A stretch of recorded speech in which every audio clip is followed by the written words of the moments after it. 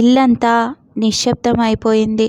10 రోజుల నుండి బంధువులతో, పిల్లలతో, కర్మకాండలతో హడావిడిగా ఉండే ఇల్లు ఒక్కసారి అందరూ వెళ్ళిపోవడంతో ఇల్లు బోసిగా ఉంది.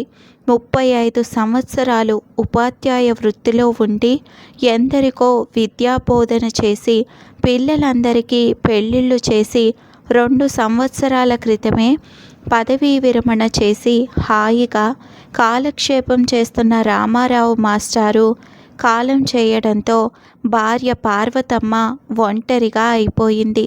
పిల్లలందరూ రామారావు మాస్టర్ రాసిన వీలునామా చదువుకొని హాయిగా ఎవరు ఇళ్లకు వాళ్ళు వెళ్ళిపోయారు. ఇక మిగిలింది లంక అంత కొంప. అందులో భార్య పార్వతమ్మ పిలిస్తే పలికే నాదుడే లేడు. ఈ శేష జీవితం ఎలా గడపాలని ఆలోచనతో భార్య పార్వతమ్మ శూన్యంలోకి చూస్తూ ఉండిపోయింది. కడుపున పుట్టిన పిల్లలు వీలునామా గురించి ఆలోచించుకున్నారు కానీ కన్న తల్లి ఎలా బ్రతుకుతుందని ఆలోచించలేదు. అమ్మ వెళ్ళి వస్తామంటూ పిల్లలు వెళ్ళిపోయారు. అంతా కలలా జరిగిపోయింది. భర్తకు భార్య, భార్యకు భర్త ఒకరికొకరు తోడు ఉండేవారు. అందులో ఒకరు ఈ లోకం నుంచి వెళ్ళిపోతే ఎవరు తోడు అనుకుంటూ కళ్ళ నుండి అప్రయత్నంగా కళ్ళు నీళ్లు జారాయి. ఇంతలో పోస్ట్ అని కేక వినపడింది. ఎవరు రాసుంటారబ్బా ఈ ఉత్తరం అనుకుంటూ అప్రయత్నంగా ఫ్రమ్ అడ్రస్ చూసి ఆశ్చర్యపడింది. దాని మీద రామారావు గారి పేరు ఉంది. చనిపోయిన వ్యక్తి ఎలా ఉత్తరం రాశారబ్బా అనుకుంటూనే కవర్ ఓపెన్ చేసి ఉత్తరం చదవసాగింది.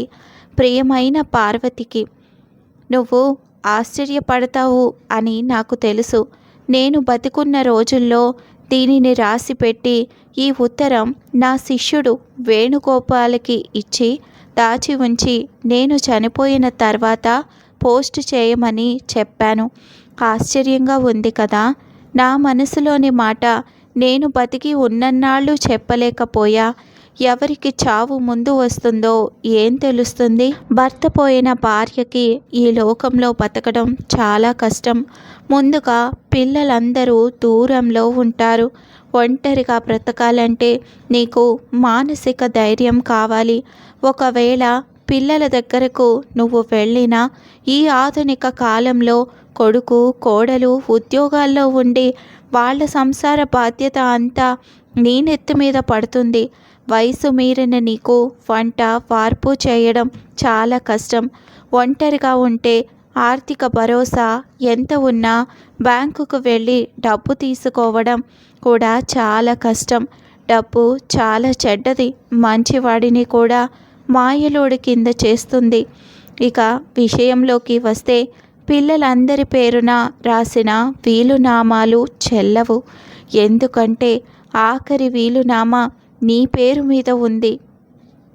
ఏదో వాళ్ళని సంతృప్తి పరచడానికి అలా రాశాను కానీ నాకు వాళ్ళ మీద నమ్మకం లేదు.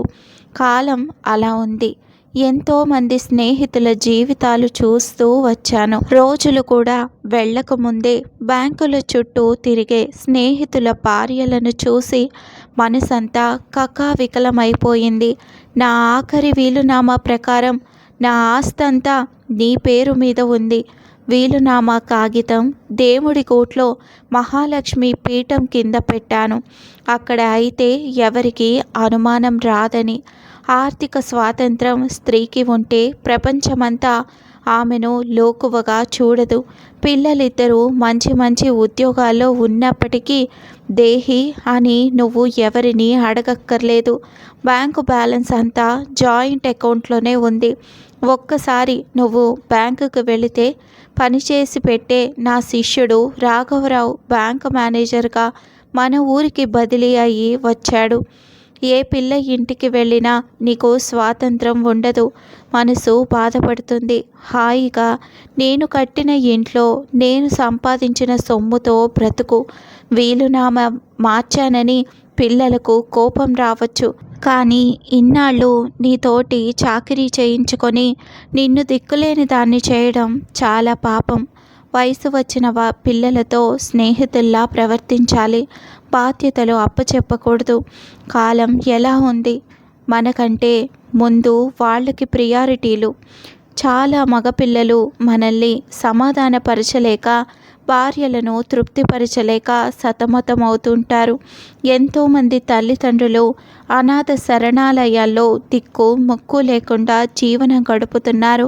వారందరికంటే నువ్వు చాలా అదృష్టవంతురాలివి. కాలం పెట్టే పరీక్షకి మనం ఎదురొడ్డి నిలవాలి. అధైర్యపడకు. ఒకరు ముందు ఒకరు వెనుక. ఓపిక ఉన్నన్నాళ్ళు నీ చేతి వంట నువ్వే రుచి చూడు. ఆ పైన దేవుడు ఉన్నాడు. ఏదో ఒక దారి చూపిస్తూనే ఉంటాడు. ఇన్నాళ్ళు బాధ్యతలు మోసిన నేను ఒక్కసారిగా ఈ లోకం వీడిపోయి బాధ్యత నీ మీద పడితే నీ పరిస్థితి ఎలా ఉంటుందో ఊహించగలను. ఆయుర్దాయం మన చేతుల్లో లేదు. మన చేతుల్లో ఉన్నదాన్ని అందంగా భాగస్వామికి ఏ లోటు లేకుండా చేయడమే మనలాంటి పెద్దలు చేయవలసిన పని. ప్రణాళికాబద్ధంగా జీవితం గడపటమే. జీవితం ఎప్పుడు భయపెడుతూనే ఉంటుంది. తలదించుకోకుండా ఎదురు తిరిగి ముందుకు సాగడమే.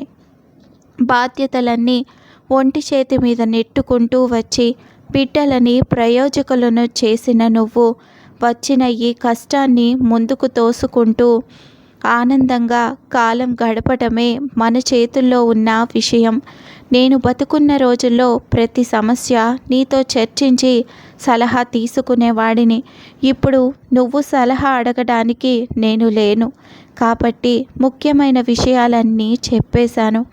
సమయానుకూలంగా నిర్ణయం తీసుకోవడమే నీ బాధ్యత.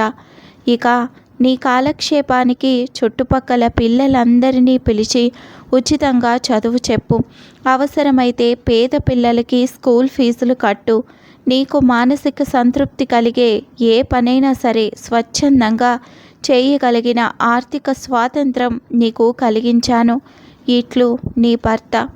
ఉత్తరం మడిచి ఎంత బాధ్యత గల వ్యక్తి అనుకుంటూ రోజుకో మారు భర్తతో దెబ్బలాడే చిన్న కూతురికి వాట్సాప్లో ఉత్తరం పెట్టింది. కొంతవరకైనా మార్పు వస్తుందని. ఎప్పుడో దేవుడు కలిపిన బంధం చనిపోయిన తర్వాత కూడా తన వంతు బాధ్యతని ఉత్తరం ద్వారా చెప్పిన భర్తకి మనసులో మొక్కుకుంటూ. ఆఖరి ఉత్తరం అనే ఈ కథ మీకు నచ్చిందా? నచ్చితే తప్పకుండా లైక్ చేసి కామెంట్స్ రూపంలో తెలుపగలరు. మరిన్ని మంచి మంచి కథల కోసం మన ఈ ఛానల్ని సబ్స్క్రైబ్ చేసుకోగలరు. Thanks for listening.